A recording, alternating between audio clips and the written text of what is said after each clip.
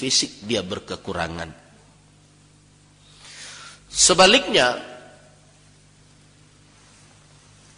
walaupun ada orang yang serba berkecukupan dengan segala kelebihan materi,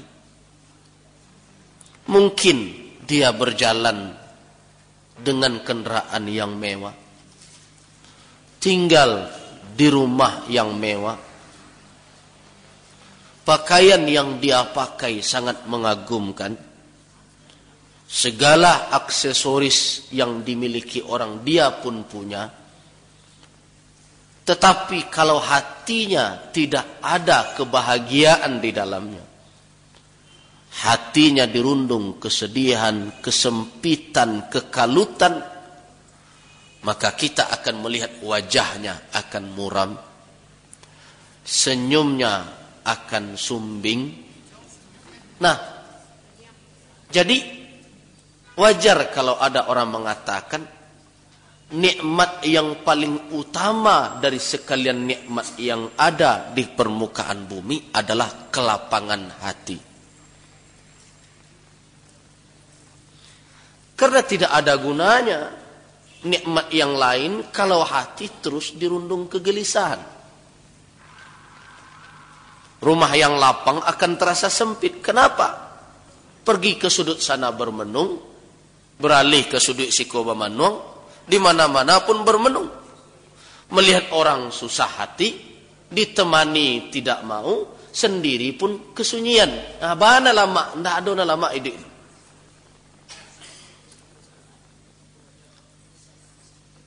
Nah, jadi setelah Allah jelaskan dalam surat Ad-Duha nikmat bagaimana Allah memberikan pengasuhan kepada Rasul ketika yatim, bagaimana Allah memberikan hidayah, bagaimana Allah memberikan nikmat yang banyak, Allah menjelaskan nikmat alam nashrah laka sadrak.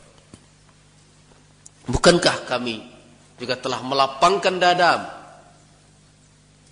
Kenapa ini dijelaskan oleh Allah? Karena kelapangan dada itu adalah nikmat yang paling utama. Pekerjaan Nabi sukses karena kelapangan dada beliau. Beliau tidak sempit hati, kecil orang Minang tidak sampai kalang. Berbagai macam kondisi masyarakat Quraisy yang beliau hadapi, beliau terima dengan lapang dada. Kita lihat bagaimana waktu beliau di Mekah. Ayat ini turun di Mekah. Bagaimana orang Quraisy menyakiti beliau, menyiksa beliau.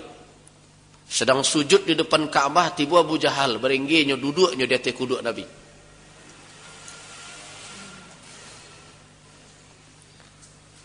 Pas sedang sholat, dibawanya tahi unta oleh orang Quraisy, ditaruh di atas kepala Rasul. Berlinang air mata Fatimah yang masih kecil itu membersihkan kepala ayah. Tetapi apa kata Rasul kepada Fatimah? Ya Fatimah, la tabki. Wahai Fatimah, jangan menangis. Sesungguhnya Allah tidak akan membiarkan ayahmu terus seperti ini. Kelapangan dada. Nabi berkeyakinan ini hanya sementara. Allah akan memberikan kemenangan, tetapi itu perlu proses, perlu waktu. Nah, kelapangan dada Rasul itulah yang membuat tugas beliau sukses. Di sini keunggulan beliau. Kita lihat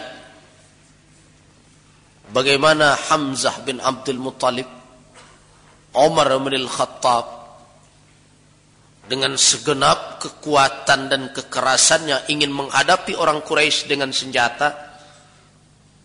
Waktu di Mekah, jangan dikira Nabi juga tidak mau. Tetapi kelapangan hati, kesabaran beliau membuat beliau berkata, belum tiba waktunya. Nah, jadi kalau Allah mengawali surat ini dengan alam nashrah, dan dinyatakan oleh sebagian ulama sebagai nikmat terbesar dalam hidup ini, yaitu insyirahus sadr, kelapangan dada, tidak sempit hati. Berarti itu adalah modal utama dalam dakwah Rasul dan modal utama bagi umat. Kenapa demikian? Orang yang mempunyai sikap lapang dada biasanya akan menular kepada orang yang ada di sekelilingnya. Akan menular terhadap orang yang ada di sekelilingnya.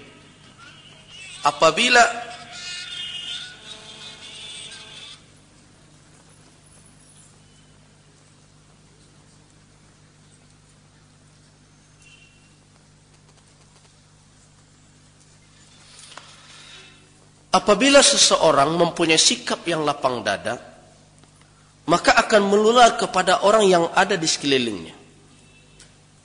Kenapa?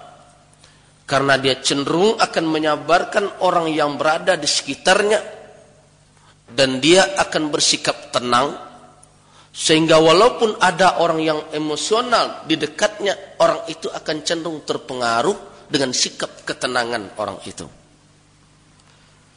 Coba ibu-ibu suatu kali melihat sesuatu, ada seorang pemimpin kita, contoh saja sekarang,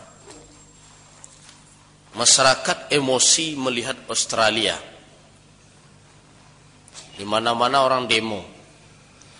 Kalau seandainya SBY sekarang juga emosi, perang pasti akan terjadi. Tapi tak kala seorang pemimpin bisa mengambil ketenangan diri, maka pasti yang emosi tadi berpikir dan bertanya, kenapa? Panangku aniang saja. Nah, setidaknya gerak emosi itu sedikit akan tertahan. Nah, itulah yang terjadi pada Rasul. Ketika sahabat beliau tidak tahan lagi bertahan, menanggung saja beban penyiksaan dari orang Quraisy. Sebahagian dari para sahabat bukanlah orang-orang rendahan. Walaupun kebanyakan mereka fuqara, kebanyakan mereka orang fakir, orang yang hina di kalangan orang Quraisy, seperti Bilal. Tetapi di antara para sahabat ada orang-orang terhormat yang sewaktu kondisi sebelum datangnya risalah Islam, mereka orang terpandang, seperti Abu Bakar, Utsman, Umar, Abdurrahman bin Auf, Hamzah bin Abdul Muttalib. Itu bukan orang-orang yang biasa dipandang remeh. Nah, ketika mereka masuk Islam dan mereka dihina dan dicaci, walau bagaimanapun rasa kemanusiaan mereka tersentuh dan mereka agak emosi. Nah, kalau seandainya seorang Muhammad tidak mempunyai kelapangan dada, juga menanggapi itu dengan emosional pula, coba kita bayangkan apa yang akan terjadi. Perang Badar tidak akan terjadi di Madinah. Jauh sebelum Nabi hijrah telah berkecamuk pertempuran. Dan itu merugikan kepada perjuangan dakwah Islam. Nah, kita lihat bagaimana Nabi dengan kelapangan dada akhirnya menemukan solusi, jalan keluar. Apa kata Rasul? Lam tutiqu. Kalau kalian tidak mampu lagi menahan diri menanggung penyiksaan seperti ini, pergilah kalian ke Arda Habasyah. Pergilah ke negeri Habasyah. Mudah-mudahan Allah di situ memberikan kalian seorang yang bisa melindungi kalian dari tangan-tangan jahil orang Quraisy. Dari ketenangan hati, kelapangan jiwa, lahir jalan keluar. Berangkatlah para sahabat sebahagian. Yang berangkat itu bukanlah orang-orang yang hina, orang-orang terpandang seperti Utsman dan Ja'far. Mereka berangkat dan mendapatkan perlindungan dari Najasyi. Nah, ini merupakan pelajaran bagi kita. Kalau ada persoalan yang kita hadapi, jangan hadapi dengan kesempitan hati dan kekalutan jiwa. Buat diri kita tenang. Buat hati kita lapang.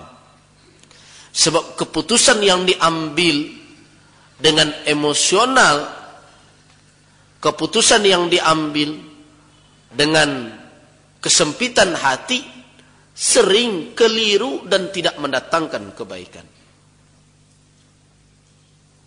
Jadi ambo bertanya, pernah datang seseorang, Ustaz, apa? Secara agama, ambo bola pentalak. Mana kok mentalak istri? Ya ambo sedang emosi, Ustaz. No?